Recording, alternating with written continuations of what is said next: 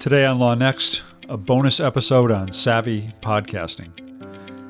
Recently, at the 2018 Northeast Regional Conference of the Legal Marketing Association, I was on a panel about podcasting for lawyers and law firms. We shared our tips and experiences on starting, producing, and promoting legal podcasts. We recorded that session and presenting it here today as a bonus episode of LawNext. The panel was moderated by Susan Peters, president of Graybridge PR in New York. In addition to me, the other panelists were Angela Robinson, marketing communications manager at the law firm Finnegan, Henderson, Faribault, Garrett, and Dunner in Washington, D.C., and Michael Meyer, a New York photographer who specializes in corporate and legal marketing and who has his own podcast, Legal Marketing Studio. Listen on to hear our full conversation. We'll get to today's interview in just a moment. But first, let's hear from the sponsors who generously support LawNext. And now, on to this week's interview. Let's just get started, and maybe each of you can talk a little bit about how you guys are podcasting and what your podcasts are like. Frequency, duration, length, just a little bit of background on how you guys podcast. Maybe Angela, you want to start? Yeah, so I'm a little bit different from these two, as you guys will hear. So I sort of coordinate our podcast at Finnegan. We use an outside PR agency that does all of the recording and the editing and everything on that front. And so I'm sort of just the one that's, as we said, kind of herding the cats and kind of coordinating everything, posting it to the website, promoting it after it's all finalized.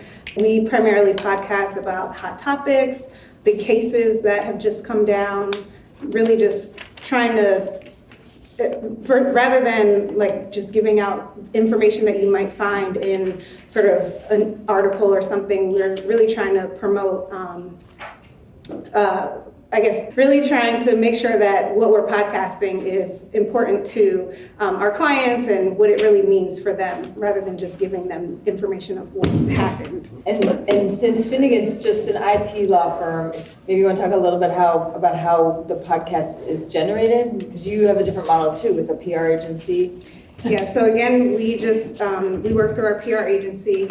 Usually our attorneys are coming to us saying, you know, I want to do a podcast about this particular topic. A lot of times we'll suggest to them particular topics based on what's going on in the industry or other content that we've put out to sort of go along with existing content that we already have out there. So really, we're lucky in that our attorneys want to do podcasting and want to create content, so we don't really have to sort of track them down or force people to do it. They primarily are coming to us saying that they want to participate in podcasting. Cool. What about you, Bob? Yours is a different story. So I've actually been podcasting for 13 years. I had the longest running legal podcast there was called Lawyer to Lawyer. It was done through the Legal Talk Network, which is a company that produces podcasts for lawyers. We were their first podcast way back when they first started. I actually, this summer, did something odd, which is after doing that for 13 years, I quit it. It's continuing to run with new hosts, but I decided I wanted to start my own podcast for a number of reasons, but partly just to be more nimble, to kind of get my hands dirty with producing it myself as opposed to having somebody else doing it for me. So I started a podcast called LawNext, which focuses on the innovators and entrepreneurs who are driving what's next in law. And it's a weekly podcast. We're up to about 16 episodes by Michael's count, he told me this morning. And it's a lot of fun, having a lot of fun doing it. Cool. Michael, what about you? Tell me about your podcast. Well, I'm quite different than these two. I don't work for a law firm, and I'm not a lawyer. But a lot of my clients are lawyers. And like many of your attorneys, my business development is really built up around building relationships and networking. And so a few years ago, I was looking for a way to reach people and to learn some new skills, and to do so in a way that had value for the people I was working with. So I hit on podcasting because it gave me a chance to learn some skills that were related to what I do, but that also were very new to me. And it was also a really great way for me to meet people, gave me a reason to call people in the industry without having to say, hey, do you need a photographer? Because if I call you and say that, you're gonna be like, no, we've got someone. But if I call and say, hey, I saw you did this really cool project, or I heard you just redid your website, do you want to talk about that success or that win? Most people say yes. So it's a way for me to meet people, to make connections, to build relationships, but to do it in a way that tells somebody else's story and gives value to the other person, which I think is one of the most important things in having a podcast that is business development related, whether you're a photographer or an attorney or whatever. So just to take a big step back and just to focus on podcasting generally, when you're starting a podcast, you need to have some type of goals or focus, why are law firms, why is legal industry getting into podcasting, and what kind of objective or firm goals do you want to have? Angela, do you want to talk about that? Yeah, I mean, we are, like I said, our podcasts are to obviously help bring in new business. We really use our podcast to sort of establish ourselves or, continue to establish ourselves as a thought leader in our space. We are IP-only law firm. So I would say those are sort of our biggest goals. Bob, what about you?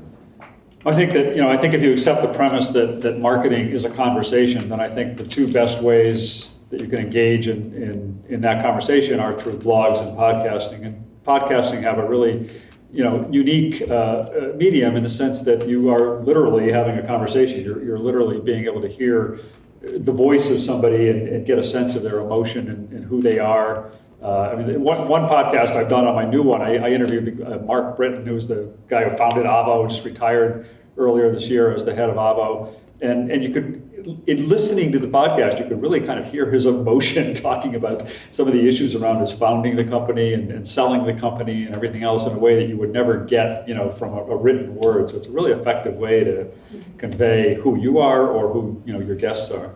Yeah, Michael, what about you? I would say one of the things that I didn't do well at the very beginning was to set goals and strategy. And I think it really should have been much more specific than I'm going to meet people and build relationships, but that's really where I started as goals, very, very high level. Okay. And everyone, feel free to jump in and ask questions if you have questions along the way.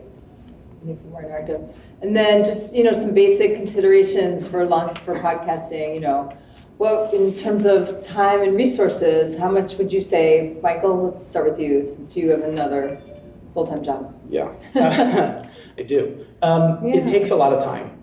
I would say it takes me about a half a day of research and prep for each interview, separate from finding people and reaching out to people. Once someone's been found, it takes me about a half a day of research and writing a script, a series of questions. It takes another hour or so of time recording it. And then I would say that hour of recording that I'm going to cut down to, say, 20 or 30 minutes is going to take me another half day to edit. And I really enjoy keeping it all and doing it myself. Some of those could certainly be cut down by giving it away. But I know at least one attorney at a big firm who I interviewed, he said about the same thing. He gave half a day to a day of research for every single interview. Wow, that's a lot of time. But he could, of course, hand off the back end stuff and have it edited by someone else. Yeah. Then Bob, what about you? How much? Yeah, I find it's a lot of time. I mean, when I was doing it through the Legal Talk Network, the advantage of doing it through an organization like that, and I'm not plugging for them, I'm not affiliated with them in any way, but I did work with them for many years. I actually had a producer assigned to my show who would help me line up guests, scope out questions and discussion points and all of that. It was really great to help prep it, but I would still spend a lot of time prepping. Now that I'm doing my own podcast, at least a half a day per interview prepping for it. Although I will confess that some of the best interviews I've done have been very spur of the moment. I've been at a conference or something and somebody said, hey, let's sit down and we can record right now, and I had no prep whatsoever. They were some of the more natural and best flowing conversations. Cool. Angela? Yeah, so we're kind of the opposite, again, because we outsource the majority of our podcasting. As far as attorney time, honestly, our attorneys are spending less than an hour. So it's we have sort of a brainstorming call initially, which is usually less than 30 minutes. And then they have a second call where they actually do the recording, which is usually also less than 30 minutes. So if you are outsourcing your podcast and trying to convince your attorneys to do podcasting, I mean, there's a benefit in that you can tell them it won't take a lot of their time because obviously they're not doing the editing and everything. Yeah. And I'm just going to jump in. One other difference, I think. The attorney who I mentioned who spends a half day to a day of background research, he gives some of it to his associates or paralegals to do.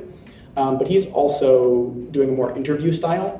So I think it's a little bit different than you're not quite reading a script, but you know where that conversation is going to go. Exactly. So we have questions that are pre-planned in advance. And so our voice of our podcast, which again is our PR agency, they're asking the questions and then the attorneys are responding. So the attorneys know ahead of time what the questions are that they're going to be asked. That's no fun. The listener doesn't know. Yeah, and then like, what are some great tips? Like, what did you wish you knew before you started this whole thing? Like, Bob, since you're the veteran of podcasting. Well, I absolutely knew nothing when we started the first time. But it's been a really interesting experience to kind of be relearning it by doing it myself, because I really realized how little I knew. I mean, the technical side of it. I mean, I've been working with my son who does audio and video work out of California, and so he's been helping me produce it. But we really had to go and try out all the different hosting platforms and all the different recording options and the different sound setups and what day of the week works best, what format to use. We've really been kind of experimenting with a lot of things. We've been learning a lot just in the last couple of months. Cool. What, Angela? Yeah, I mean, again, you guys probably have learned a lot more than I do because I'm sort of on the back end, but I guess it's really just understanding like how much editing goes in on the back end, because we're not seeing that. You guys are seeing that because you're actually doing it. So yeah, that's one thing that, I've learned. Yeah, and then just in terms of, for this audience, like for marketing issues, like what would you say, or how do you get the word out? How do you get listeners? What are those kind of marketing issues that you need to think about, and what do you do about it that you've done really well? As far as how we get the word out, we promote all of our podcasts on our social media feeds. We also highly encourage our attorneys to promote the podcast that they're doing on their social media feeds, sending it to clients directly. We do series often, so we'll have like a software as a medical device series or like a 3D printing series, which we found works well when we want to do like targeted mailings. And so we'll put all of the links to all of those podcasts in one mailing and send that to a targeted client list. Cross-promoting our podcasts and other pieces of content. So if we have a webinar that we're doing, we have a podcast that's related, we'll put the link in the webinar invitation or in the resources section during the webinar. Same thing if we have like a blog post and there's a related podcast, we'll promote both sort of together. So. Well, everything she said. I mean, social media is a really effective way to promote it out. I was saying earlier to some of the people on the panel, one thing I like to do when I've done an interview with somebody is to pull out some really good quotes from that interview, nice short little Twitter-sized quotes that I can then post over the course of a week, just put up a quote with a link to the podcast, and that's proven to be very effective in building listenership. And then also just to make sure you're publishing your podcast out to every podcast listening platform, because there are a ton of different ones. Most people are listening on Apple Podcasts, but there are a number of different apps for listening to podcasts, and you want to make sure you're pushing your thing. And most of the podcast publishing platforms you can use allow you to just basically automatically send it out to all the different podcast listening apps. But you want to make sure you're doing that. I know there was one law firm that was recently asking me to write about their podcast. They were touting their podcast, and when I looked at it, it wasn't a podcast. It was an audio recording posted to their website. There was no way to subscribe to it. And I wrote to them and said, "This is not a podcast." And they said, "Well, what do you mean? What's a podcast?" And I explained how they had to do it, and they now send it out the proper way. The only thing I'll add to that, because that's essentially what I do, though not very well, is I really try and leverage my guests' network and their social media networks. And I make sure that the guest has a link that they can put right into LinkedIn, they can put on their social media channels. I make sure they have embedding code so they can put it on their website. And I try and get the guest to do as much promotion as they can and to make it as easy for them as possible. Because part of it also is I want to build a relationship with them. And part of that for me is giving them something of value to put out there. And so I make it easy for them to put out that content. Yeah, and then just to dig a little bit deeper into the topic, how would you guys make your content useful? Like what's sweet spot for the length, the best day, the post, stuff like that? Again, as far as making it useful, make it matter to your audience when it comes to breaking news or cases that come down, everyone's reporting on the facts and what happens, but what clients care about is how does this impact my business? So I think that's something to really think about when you're trying to make it useful. I don't know if you want me to go through the whole thing. How long are the Finnegan ones usually? Our podcasts are usually about 15 to 20 minutes, so they're not super long. When I first started, they were a lot shorter, but I think as podcasting kind of grew, we've made them a little bit longer, but we try to make them, I think a sweet spot is like a good commute. So like anything less than like 45 minutes or so, depending on how long your commute is. Yeah. So right now ours are about 15 to 20 minutes, but good for commuting. Yeah. Mm-hmm. Bob, what about you? Do you have a sweet spot? We've debated the right length. My old one was always 30 minutes. The new one I started, I vowed was going to be 20 minutes. I'm usually 30 minutes or more. Sometimes I've gone almost an hour with some really good guests.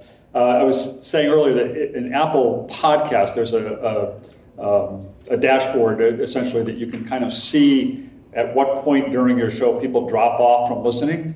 And it does seem to be that about 20 minutes is where you're going to start to see the biggest drop off. And when you get right towards the end, when it's clear you're about to wrap up the show, then people just drop off really quickly. They never wait to hear the closing comments. But it's interesting, though, that no matter how long my show is, whether it's 30 minutes or 45 minutes, it always tends to be about the same sort of 60% through point that you start to see more dropping off. Huh, that's interesting. Yeah. What about you, Michael? My goal was also for 20 minutes, with 30 minutes being the upper limit. Though this year, because I've been posting a little less frequently, I've let them go a little bit longer, to the point of having one of them be 3 40-minute sessions from one interview, which is way too much. That's a lot. But the two most recent have been two of the most listened to, and they both pushed 40, 45 minutes. Oh. So. Okay. Yeah, and then would you say, yours is weekly. Angela, how often do Finnegan? We post a podcast about once or twice a month. Yeah, is there a best day to put it up, or? To be honest, ours we put up as soon as it's finalized and approved. We don't really, say Wednesday or anything like that. It really is once it's approved to go up on the website, then we post it. Yeah. I just think it's best to avoid the end of the week. My new one, it was sort of like the same thing, we're just putting up when it was done, and that tended to end up being Thursday or Friday. And we've just intentionally shifted it, so it's going to go up on Monday morning. And it gives me that much more time to play it out over social media during the week. I seem to get a lot much more, better traffic overall that way. So. Yeah, in terms of measurement and analytics, I know you just had that interesting stat about the 164. So I was listening to a webinar yesterday that an IP attorney out in California, a two-partner firm, they do these webinars, and they had a public radio podcast guy come on. And he said, look, you have to know that the median number of downloads is about 163, 165, something like that. So it means most podcasts are not getting all that many listens. If you think about how many people I'm trying to reach in the whole country. It's a very niche target. Right, and for most people, if your content's going to be useful, it's going to be pretty niche. Right. So, you're not aiming for that. It might be that if you hit 100 people, those 100 downloads might be 10% of your audience you're trying to reach in the whole country. So, those numbers in one way can be a little daunting, but at the same time, it's good to go back to what your strategy is and what your goals are, and maybe it's not that huge download number. Yeah, do you obsess over your analytics every week? Well, I've been obsessing only because I just started it, and it's fun. It's actually kind of fun to watch it. But the podcast I used to do for Legal Talk Network, it was supposedly their most listened to podcast, and we would average anywhere from 5,000 to 9,000 downloads per episode. The one I'm doing now, I've been getting about 1,000 downloads per episode, having started in July, which I think is okay. I'm happy with that, but I'd like to get it up. So. That seems very good. Yeah. That seems like a really rapid growth to me. Yeah. And what about at Finnegan? Are they obsessed with the analytics? Yeah, no, we try not to obsess over the analytics. We can track, the downloads and who presses play on the website, but really, it really does go along with sort of our content strategy as a whole. So it's just sort of one piece of it. And again, putting out supplemental content to go with that. Yeah. Would you guys, discuss other ways to boost your audience. I mean, the only other thing that I do is just try and encourage people to subscribe to the RSS feed as opposed to just listen to it on a one-off basis. And I can also see from my stats that I've built up a good number of subscribers only because almost as soon as the show is published, you start to see a whole bunch of downloads before I've even promoted it or anything. Okay. So clearly people are subscribing to it. So Yeah, I would just say, I mean, being consistent, you know, yeah, that's very important. giving your subscribers something to look forward to. It's not just post one podcast and then don't post another one for another 6 months, like just making sure that you're continuing to put out content, so. Right. There's a e-discovery company called Relativity, some of you might have heard of. They've been doing a new podcast. They've only got a couple of episodes, but they do a really good job of promoting it before it's posted. They go in and they have photographers there while they're recording it, and they've got it up on Instagram and on Facebook, pictures of the recording session and snippets. And they really do a good job of marketing the show even before it's posted, which takes some initiative. Yeah. And some budget. It's a budget, yeah. So just to go back to the webinar yesterday, so the person speaking was Ben Adair from Western Sound, which is now they're a production house. And so they'll produce podcasts for people. And he was saying, the other thing he was saying, the number one way to grow your podcast, to grow your audience, is to either advertise on podcasts that have a similar audience or to be a guest on those podcasts. So they talk about host swapping. Okay. So for instance, Bob and I should really talk about swapping, guesting on each other's shows. Because we have similar audiences, that's the kind of thing that would grow his audience, grow my audience. And again, it's leveraging one another's networks. And would you guys ever post transcripts of the podcast after? People ever ask you for that? No, we don't. One, just because we don't have the in-house resources to do that, and we just have never found the need to do it, to outsource it to an outside vendor. And no one has really asked us for a transcript, so we don't do the transcript. I haven't done it. I see my friend Kevin O'Keefe from LexBlog sitting in the back of the room there, who's been doing a bunch of video interviews, not podcasts per se, but video interviews. They post the transcript. I'm not sure why you decided to do that, just to make it easier for the reader or what, but they do both the video and the transcript on their site. So. I don't. I've actually experimented with some with Google's voice recognition tool, and it didn't work very well. You have to go back in and change it. It was almost like it would almost have been faster to transcribe it myself. It can be a lot of work. Yeah. For a half-hour show, that's like days worth of work. Yeah. I just wondered if people asked for transcriptions of it. They didn't want to listen, but they wanted to read it. Some people. Nobody's actually asked me yet, but Okay. I know I've seen some talk that it does help in terms of SEO, but I haven't worried about it. Okay. myself. All right. Sorry. There was a question. Yes. So my firm does not have a podcast, but a lot of attorneys do come and ask me about it, and often when they ask me, they say, like, I can come up with an idea or two. And so to your comments on consistency, like, what would you say is sort of the starting point, or what's the dipping your toe in? When they say that to me, should I be saying, great, if you come up with 10 topic ideas or 10 interview ideas, and come back and see me, what's sort of like the base? Yeah, so for us, again, we have a brainstorming call. So they may have a couple of ideas. And so during that call, that's really the time to see if there is enough content to actually create a podcast. So we're asking questions like, what happened with this case? Why is it significant? Why is it important? Like, maybe put together a list of sort of key questions. And if you can hit all of those questions, then maybe that qualifies for, enough content for a podcast. But also, if it's just on one lawyer, what if they get busy? Well, yeah, that's usually what it is. They're saying, Like I want blogs. a podcast. And I'm like, okay. Consistently do you think you can consistently? Because you're talking about the time that you spend, even though the attorneys probably would not be, they'd be doing it while you're doing it, look, they probably want somebody else to do the other thing. Right. But, in that case, when they're coming asking me that, I think they're actually asking me for the firm to have a podcast, and once in a while, they'll give an idea. Oh. Yeah. So Matt Steinberg from Ackerman has a podcast, and he drives it. He wanted to do it. So there's a whole interview on my podcast with him about his podcast. And he does talk about how do you maintain the consistency and how do you keep coming up with ideas, and then how do you balance out that with actually having to do work. I don't envy him having to balance out the work he does and that.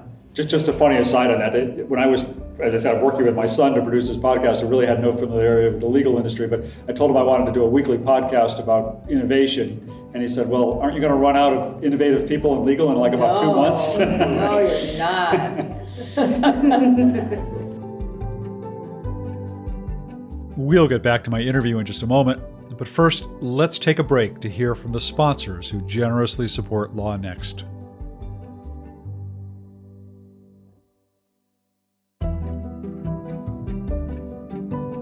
And now, let's continue this week's interview. Did you have a question? Okay, we struggled with sort of organizing our podcasts in Google Play and iTunes. You know, it just sort of lists them all, and there's really no way of sorting or filtering by topic. And we don't really have enough in any one category to sort of be its own separately branded kind of podcast. How much does that matter as far as sort of the nicheness of the content versus just having kind of interesting content that people are finding? Are people finding it sort of organically, or in which case then it doesn't really matter if they're all kind of branded similarly? They're going to find it based on the content that they're searching for. It's not really a question. We were just talking about I was just going to say, Yeah. do you also post your podcast to your firm website too? Yeah, they're on the website as well, but we've got them on Google Play and iTunes and SoundCloud. Yeah, I mean, again, for us, it's a little different because we only do IP law, so we don't really have to worry about like segmenting So and that's branding. this broad range Yeah. of different topics that people are talking about. I don't know if you guys have any. Sort of a follow-on to that, and something we're struggling with as a medium-sized firm with multiple practice groups. Is it a best strategy to have a firm podcast that has topics on different practice areas, or whether it makes sense to have niche podcasts for various practice areas? And, it's branded as the firm, but it's only on real estate, or it's only on IP, versus it's a firm website podcast and it has an episode on real estate, it has an episode on corporate. Because are real estate people going to listen to the corporate? Like, who's the Right. target audience? Right, Yeah, I that's mean, what I think we've that's struggled hard. with. Yeah. To have it. Yeah, I mean, I feel like unless you have enough content to do like a full-blown real estate podcast, then it probably is best to just keep it at the firm level, and then you're doing, like a corporate podcast, a real estate podcast, until you get enough to sort of have its own branded podcast.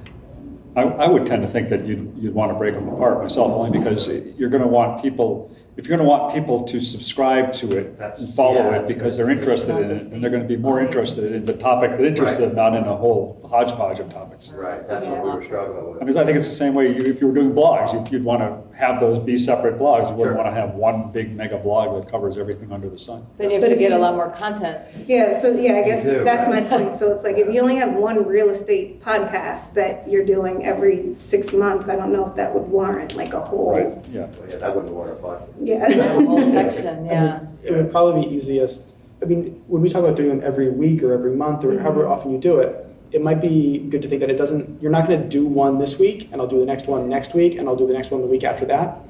You can do 10 up front, and it's going to make it a lot easier in terms of recording and production to do all of them all at once, and then they can get published over time. And it also means that people aren't going to get busy, but that would also be an easy way to say, okay, you know what, let's dip our toe in the water and do the real estate group, and we'll put these 10 out and see how it goes over the next 10 months. Sure.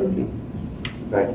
Another question, you mentioned if you want people to subscribe, how important is subscription if your listeners, if the number of listens is high, do people need to subscribe? I mean, do you have to have people subscribing for it to, does that enhance the value, or is it just the number of listens that you're looking for? I think it's about your goals. Yeah. I mean, if your goals are to sell advertising or to sell subscriptions, then you do need big subscriber numbers. But as a law firm. But as a law firm, if your goal is to be able to send it out in a newsletter or to be able to, talk to a client and say, oh, we just did a podcast on this, here's some more information for you, that might not matter so much. And for me, I'm not so worried about growing subscribership, because again, that's how I use it. So. Yeah. Although again, I mean, it's not just about selling advertising, it's also about the virality of it, and the more subscribers you have, the more likely some of those subscribers are going to be putting it up on Facebook or Twitter or whatever, without you having to promote it. So it just enhances your audience that way. But that again assumes you want to build an audience. So just in terms of listener engagement, what would you say as your sweet spot for the frequency and follow-up? So we do them once or week? twice a month. Okay. We don't really have much follow-up. I mean, we do, again, just try to repurpose our content, cross-promoting it with other content. But again, our frequency is about once or twice a month. Yeah. And then in terms of outreach? So again, client mailings. We had an instance a couple of months ago where an attorney was going back and forth with a client about something and had sent the link to the podcast, and that sort of like sealed the deal in a sense. Direct outreach to clients, we strongly encourage. Yeah. Bob, what about you for free? Yeah, I'm not really doing much besides this, You don't do much promoting it on okay. social media and whatever. I don't do anything Yeah. else. Yeah, so I started out doing mine every other week. And so for the first 2 seasons, I did it every other week, with the exception of a few holiday breaks for 2 years. And this year, I've dropped back to roughly monthly, and I haven't really had a hit in terms of listenership. So I think it's more consistency than it is what that frequency is. And again, it might depend upon what your topic is and the kind of podcast that you have. If it's an interview show, I don't think it's going to matter so much. If you're a show like Serial, and I think something like Weekly might make more sense the way like a TV series would be. And again, I'm like Bob, I don't do any outreach except for sending it out to people that I've met, and I say, oh, here's an episode you might find interesting. Mm-hmm. But I don't do any outreach to the audience beyond that. Do any of you do advanced engagement? Like, do you say, I'm going to have Bob on, any questions you'd like me to ask him about innovation and... No. I've tried that a little bit on social media. I haven't gotten much out of it. We have been thinking about trying to formalize that in some way, where people could submit questions in advance. We're even thinking, we've been looking at, there's this site called Patreon where people can subscribe to support your blog or podcast or whatever. And what a lot of podcasters offer on Patreon is exactly that. If somebody is a supporter or a patron of their podcast, they can submit questions to guests in advance or actually get the episodes in advance before they're put out publicly, that sort of thing. What do you guys think? Do you think podcasting builds a sense of community? And Michael? I think it certainly can, if that's your goal. Again, it's not sort of how I use the medium, so it certainly could. Yeah, no, I love community. And I think it's funny because part of what led me to start doing it was listening to a panel like this one, and there was like this really interesting question that one panelist asked to another one, and the moderator said, we're not going down that rabbit hole. And so I felt like there was an opportunity in the legal marketing community to go down some of those rabbit holes, and I was like, maybe my podcast can be that. So I think it was, in service sounds over the top perhaps, but I think that there is some value in being part of a community and giving to a community, but not necessarily building it. I haven't viewed it as building a community around the podcast. Okay, Bob.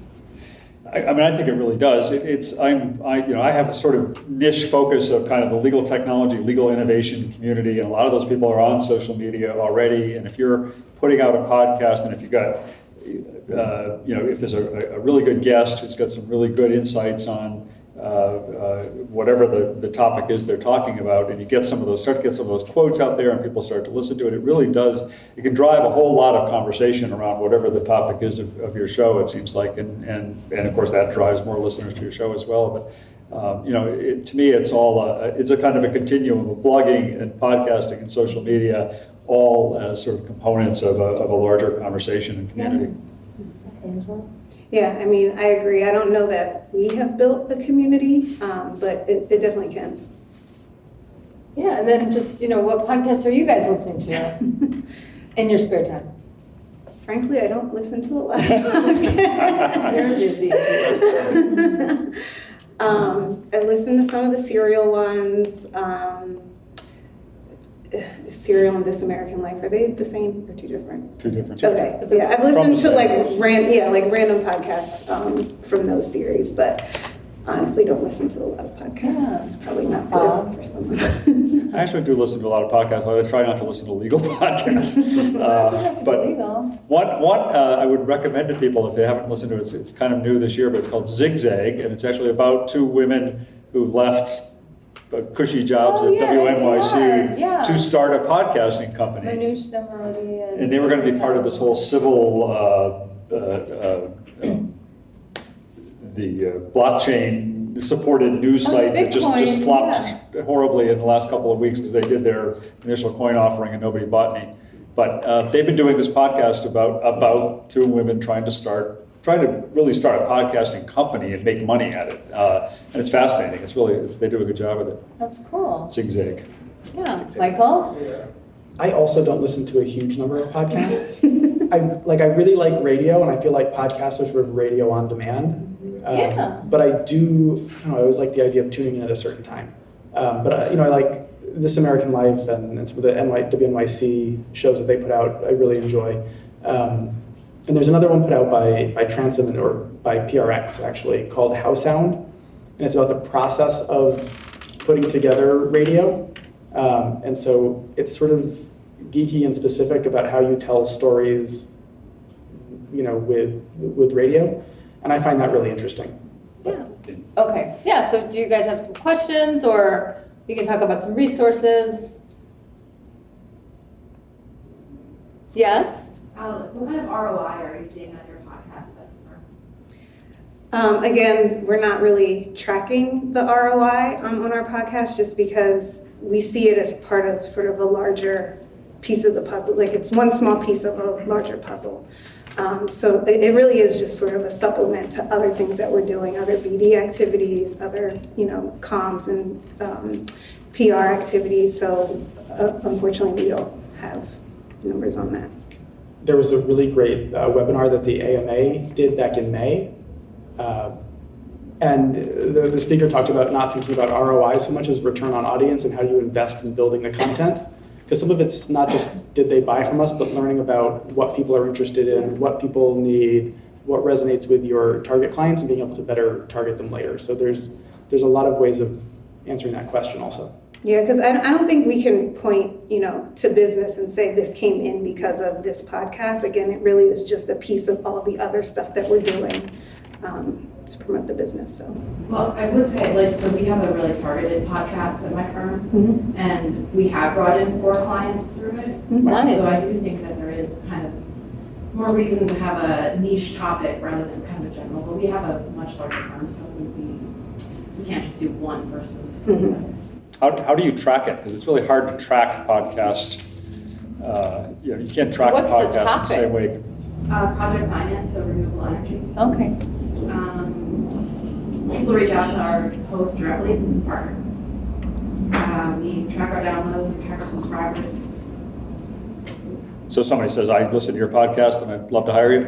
A lot of times they meet him and then realize they've heard his voice before. Oh, cool. I will say I have one direct job where I finish the interview and they're like, hey, we need this thing, can you do it? But I think I'm a little different than probably most attorneys because I'm targeting my clients a little more directly. Yeah. I mean, over the 13 years of my other podcast, I was practicing, I practiced law, did part-time, and I had maybe 3 people ever call me and say, I'm calling you because I heard your podcast. But I wasn't really advertising legal services so much, it was more on news shows. So you're just increasing your profile and raising your profile, increasing visibility. Yeah. I don't think 3 over 13 years is very good ROI. Probably not. Then Yes. again, my eye wasn't very high. Earlier in the session, Michael, I think you mentioned that there, blogs and podcasts both are conversations, really. I mean, it's sort of like it's building that conversation, right? This is a mechanism to do so. So where do you see the value of podcasting over blogging? I mean, we've talked a lot about how much resource, energy, and time goes into the technology behind podcasting, and where a blog, once it's built, you're just posting content. So where are you seeing the added value? We do podcasting as well, but I'm just curious what your experience of the value of podcasting over blogging, why you've chosen that as your platform. That's a good question. I was just going to say, I mean, we've had attorneys come to us to say that their clients would rather have a podcast than a blog because, I mean, you can have a podcast playing in the background or, like I said, on your commute or something like that, and they might be more likely to listen to that than to read a blog post or an article. So really, it just was based off of what our attorneys said that they've been hearing from clients. So I would say I did the podcast. I don't know as though it's necessarily an either or proposition. I mean, for me, just because of the bandwidth I have to do it, it's sort of an either or proposition. But I think if you have the bandwidth to do both, you should be doing both. And I think a podcast can be really great because the podcast can feed a blog. But I don't think it should be an either or for most of the people in the audience, probably.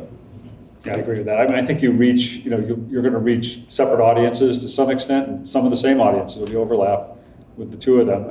As I said earlier, I think that the advantage to a podcast is just that because it's an audible medium, you get to present yourself or your guests in a different way. I think there's something more intimate about actually being able to hear somebody's voice, hear that how they talk about, if it's a lawyer talking about an area of law, if it's a company CEO talking about his company, whatever it might be, you get more of a flavor of more of a familiarity, I think, with that person. So their personality comes their out. personality comes through, more than Sometimes writing. it's hard with lawyers.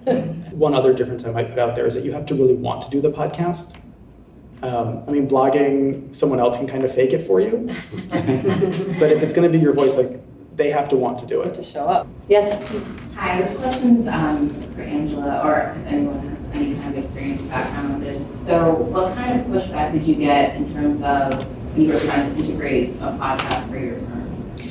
So actually, my firm was already podcasting before I even joined, and they've been podcasting, I know, over 10 years. So I wasn't really involved in that process. It was just kind of handed to me because they had already started it. So that's actually helpful. So from my firm, we had a podcast, and then it was over time when we were trying to rebuild our new website and just, modernize everything, that the podcast kind of just fell off. But I'm not sure, and this probably predated me, but I'm not sure if our firm is just not interested in podcasting anymore, or if there's no initiative again, or at one time we were, or if it's not into our role as yet, where we are now, where the firm is. So I'm just curious, what would you say, everyone on the panel, what would you say if you had any tips or how to restart that conversation to see if it could be, or how it would be helpful to bring the podcast back in? Because we did have RSS feeds and people were subscribing, but I'm not sure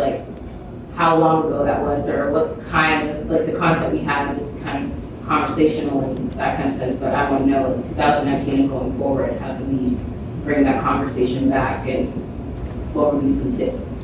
I think if you can kind of present your attorneys with sort of a plan that you have in mind, so whether it's one particular topic and, we think that you should talk about this for a podcast, and this is why podcasts are important now, or this is how podcasts can sort of assist in our overall strategy. But really, it goes back to, don't do a podcast if you don't have enough content to do one, because it probably will end up just falling to the wayside again. So really trying to put together sort of a plan and present that to your attorneys to see if there's interest, and if you have sort of a group of attorneys who are going to take the lead and push that forward. You need the buy-in from the lawyers, because they're going to be devoting time to it, even a couple hours. Mm-hmm.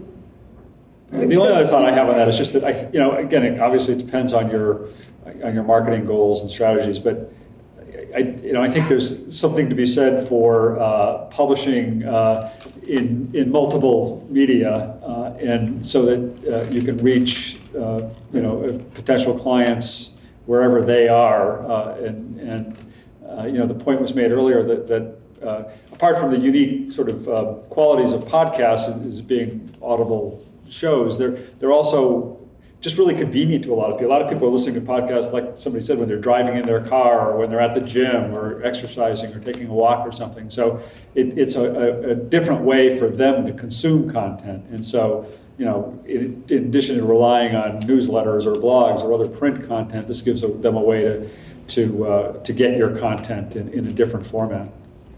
I've never heard anyone say, I love receiving newsletters. But I've heard a lot of people say, I love podcasts, and I listen to dozens of them. So, it is something that people are passionate about as consumers of information. Just have 1 or 2 more minutes. I don't know if there's any key resources you'd suggest to the audience, or.